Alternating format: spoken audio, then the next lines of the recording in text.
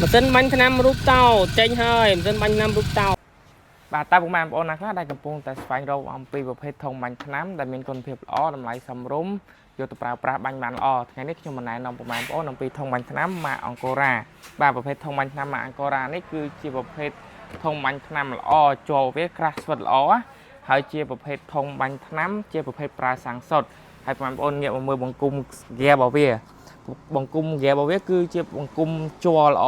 ដែលធន់នឹងការប្រើប្រាស់គឺយើងស្រួលតឡើងយើងស្រួលបថយយាមែនតើគឺវាអត់មានញ័រអីទេដោយសារវាធ្វើអំពីប្រអប់ជ័រក្រាស់ល្អហើយប្រភេទនេះវិញយើងមានកន្លែងសេរីខ្លះពេរបស់វា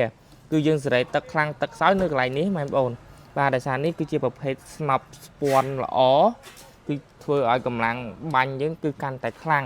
ហើយប្រភេទនេះខ្លះពេរបស់វាគឺយើងមានកន្លងខ្លាញ់គោដែរបងប្អូនហើយសម្រាប់កន្លងខ្លាញ់គោនេះបងប្អូនគឺយើងងាយស្រួលមែនតើយើងអាចដាក់កន្លងខ្លាញ់គោនេះយើងរឹតវាបន្តិច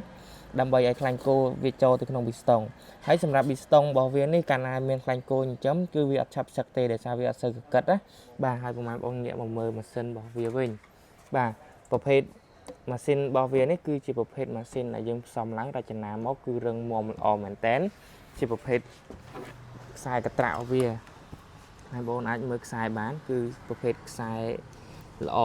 គឺខ្សែជាប់បានយូរហើយប្រភេទបេនរបស់វាគឺជាប្រភេទបេនល្អគឺជាប្រភេទបេនចុចបាទហើយមុនយើងបិឆេះយើងបើកហ្គាបន្តិចមកយើងបិឆេះហើយគឺយើងបិទហ្គាមកវិញបាទហើយសម្រាប់ពុកម៉ែបងប្អូនទិញប្រភេទធុងបាញ់ថ្នាំម៉ាកអង្គរ៉ាទៅយើងមានថែមជាមួយនឹងប្រភេទតយោបាញ់ថ្នាំខ្សែស្ពាយ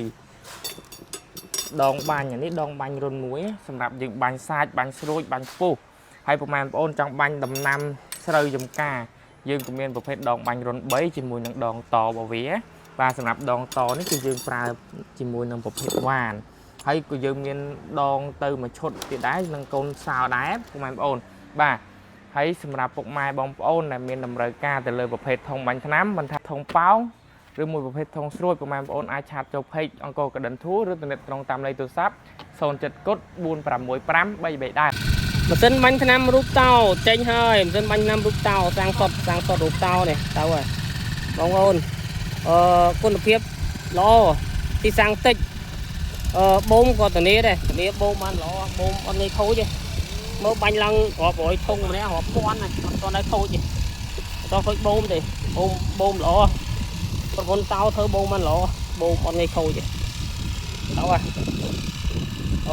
បងប្អូនចង់ប្រើប្រាស់ម៉ាស៊ីនបាញ់ថ្នាំសាំងសុទ្ធ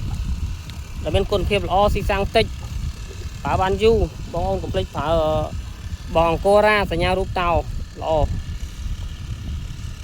មើលប្រើដោយមានទំនុកចិត្ត